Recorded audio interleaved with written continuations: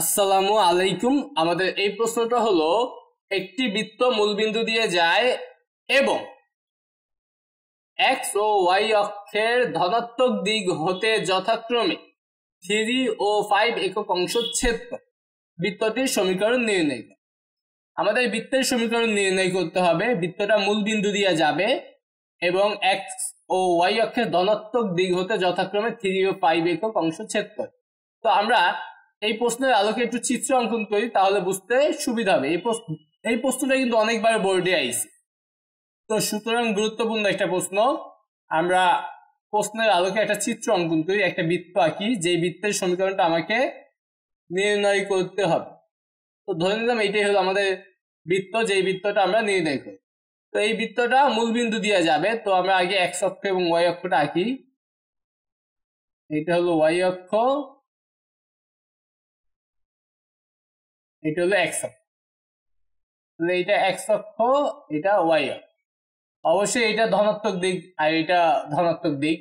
তো মূল বিন্দু দিয়ে যাবে, তাহলে আমাদের যেসব বিন্দু দিয়ে যাবে, এই যে মূল বিন্দু দিয়ে কিন্তু গিয়েছে, আমাদের বৃত্তটা কি মূল বিন্দুর উপর অবস্থিত। তারপর বলছে এক্স অক্ষের ধনাত্মক দিকে হতে 3 একক অংশ ছেদ করে। তার মানে এই এক্স অক্ষের দিকে এই যে জয় অংশটা ছেদ করছে, এটা হলো 3 পরিমাণ। আর ওয়াই অক্ষে যে এককটা পরিমাণটা ছেদ করছে, এইটা একটু 5 পরিমাণ। আমরা একদম অ্যাকুরেট ভাবে আঁকি না, আমরা বোঝার জন্য এঁকে নিলাম। তাহলে এই জায়গায় আমাদের মূল বিন্দু দেওয়া যায়, এটা আমরা সহজে বুঝতে পারতেছি। আরো দুইটা বিন্দু আমরা কিন্তু নির্ণয় করতে পারি, এই যে এই কথাটা দিয়া, এক্স ও ওয়াই অক্ষের ধনাত্মক দিক হতে যথাক্রমে 3 ও 5 একক অংশ ছেদ করে। এটা বলতে বোঝায় 3 একক ছেদ করে, তার মানে এই বিন্দুটা এক্স অক্ষের উপর অবস্থিত। আর এই বিন্দুটা যেহেতু এক্স অক্ষের দিকে 3 একক, তার মানে এই বিন্দুটা হবে 3,0। আবার এই পাশ দিয়া ওয়াই অক্ষকে ছেদ করছে 5 একক দূরত্বে, তার মানে এই বিন্দুটা যে এখানে ছেদ করছে সেটা অবশ্যই ওয়াই অক্ষের উপর অবস্থিত একটা বিন্দু, আর সেই বিন্দুটা হবে অবশ্যই 0,5। ওয়াই অক্ষে তো ভুজ শূন্য হয়, তাই না? তো 0,5। তাহলে এই দুইটা বিন্দু কিন্তু আমরা এই কথার আলোকে বলতে পারি। তার মানে আমাদের যে বৃত্তটার সমীকরণ নির্ণয় করতে হবে, তার 3টা বিন্দু কিন্তু আমাদের জানা আছে। এই কথাটার কারণে দুইটা বিন্দু জানা হইলো, আর মূল বিন্দু একটা, 3টা বিন্দু। এই 3টা বিন্দুর সাহায্যে আমরা বৃত্তের সমীকরণ নির্ণয় করতে পারবো। লিখব এখানে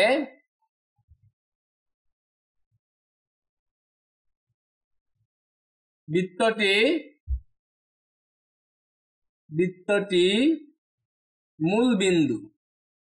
মূল বিন্দু আমাদের চিত্র না আঁকলেও হবে, আমাদের এখান থেকে শুরু করলে হবে, 0 0 দিয়ে যায়।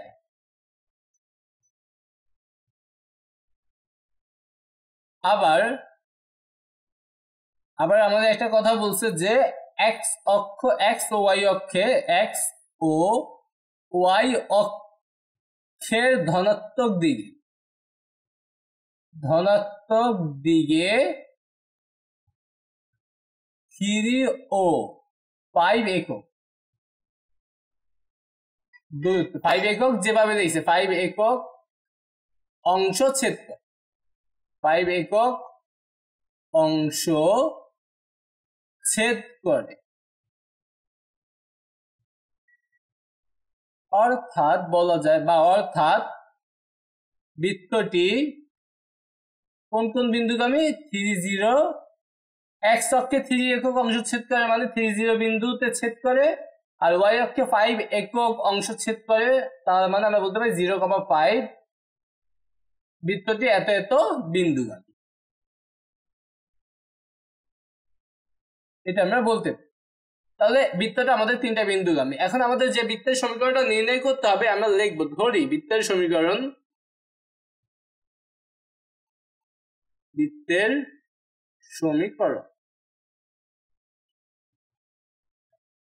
কেন্দ্র ব্যাসার্ধ আমরা জানি না, তাই আমরা কেন্দ্র ব্যাসার্ধের যে সূত্রটা সেটা লিখবো না, আমাদের যে আরেকটা সূত্র আছে সেটা লিখবো, যেমন x² + y² + 2gx + 2fy + c = 0।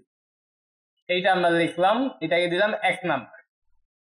এটা হলো আমাদের 1 নাম্বার সমীকরণ, আমরা দিয়ে রাখলাম। এখানে আমাদের যেহেতু 3টা বিন্দুগামী, ওই 3টা বিন্দু ব্যবহার করে g f c এর মান বের করবো। বের করে এখানে বসাই দিলেই আমাদের বৃত্তের সমীকরণ সম্পূর্ণ হয়ে যাবে।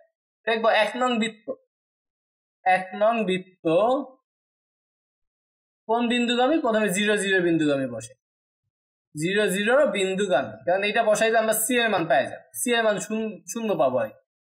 সুতরাং এক্স এর জায়গায় শূন্য বসালে 0 স্কয়ার মানে 0, ওয়াই স্কয়ার মানে 0 স্কয়ার মানে 0, 2g এক্স, এক্স 0 আর 2g গুণ করলে কি শূন্যই হবে, শূন্যই হবে, শুধু সি থেকে যায়।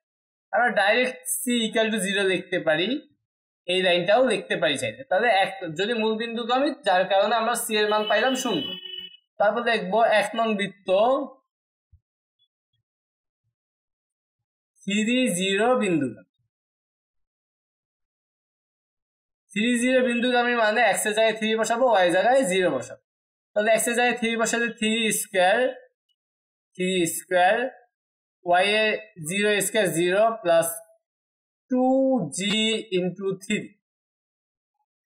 এখানে হবে 0, এফ এর মান যেহেতু 0, আর এখানে সি, সি এর মানটা কিন্তু 0, আমরা সি এর মান তো পাইছি, পরের লাইনে বসাই দিব। মানে 9 plus 6g plus 0 equal to 0, C এর মানটা বসাই দিলাম, বা আগের লাইনেই আমরা বসাইতে পারতাম। তাহলে 6g ইকুয়াল টু -9, সুতরাং জি এর মান আমরা পাইতেছি 6 দিয়ে যদি ভাগ করি তাহলে হবে -3/2। তাহলে 3 0 বিন্দুগামী হওয়ায় আমাদের জি এর মানটা বের হয়ে গেছে। আরেকটা বিন্দু হলো 0 5, দেখবে 1 নং বৃত্ত 0 5 বিন্দুগামী।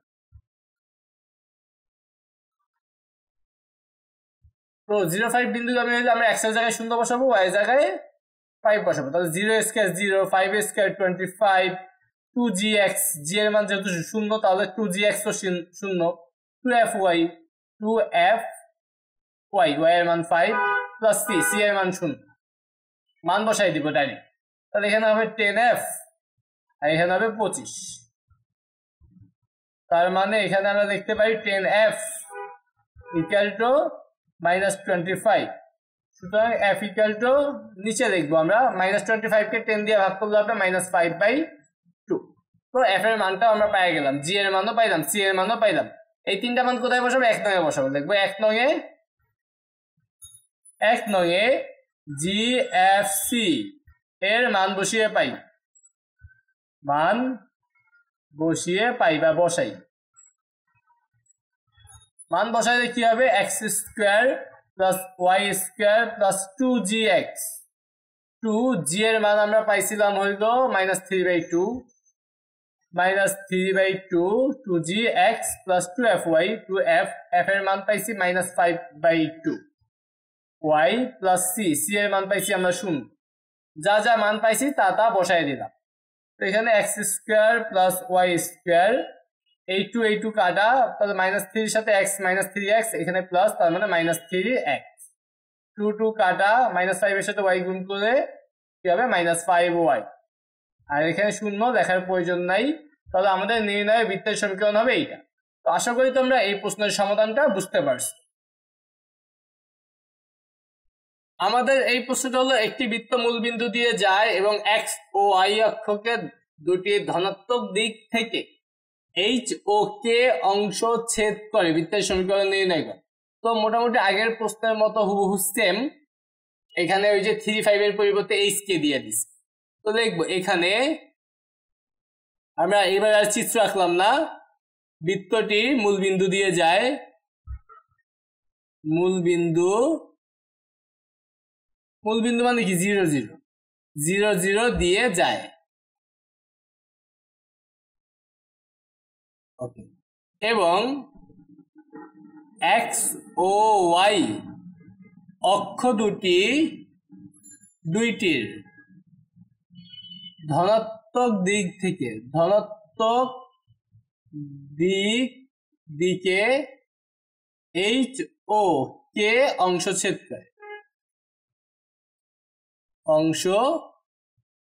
ছেদ করে, আর এই এইচ কে অংশ ছেদ করে, অর্থাৎ বলতে পারি, অর্থাৎ বৃত্তটি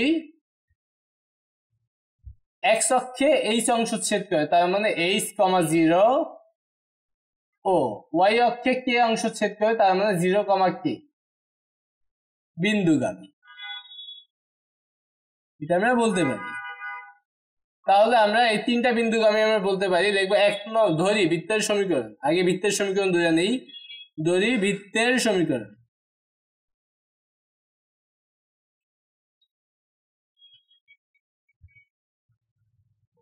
x square plus y square plus 2gx plus 2fy plus c equal to 0। এটাকে একটা নাম্বার দিলাম 1 নং।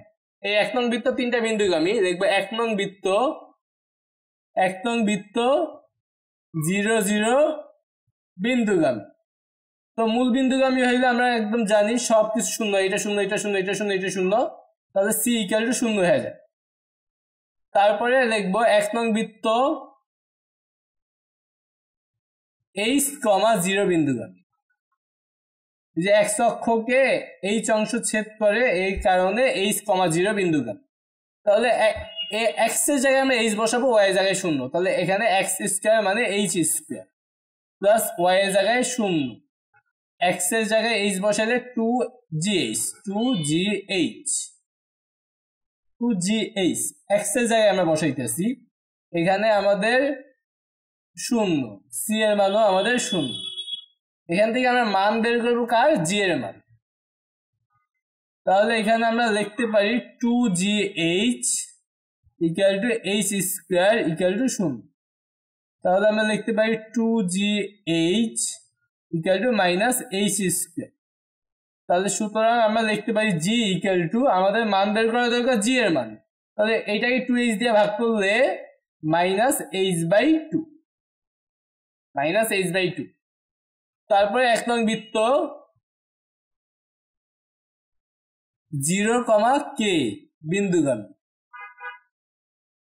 y অক্ষে k অংশ ছেদ করে, তার মানে 0, k বিন্দুগামী। তাহলে x এর জায়গায় 0, তাহলে 0 স্কয়ার প্লাস y স্কয়ার মানে k square, 2gx 0, 2fy y এর জায়গায় k plus c equal to 0।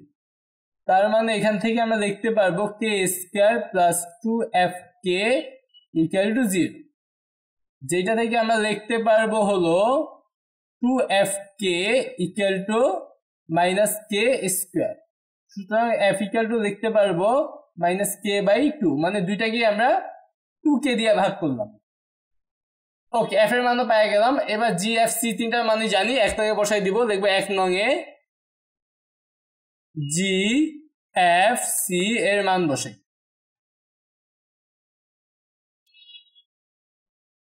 তাহলে সেটা হবে x square plus y square plus 2gx।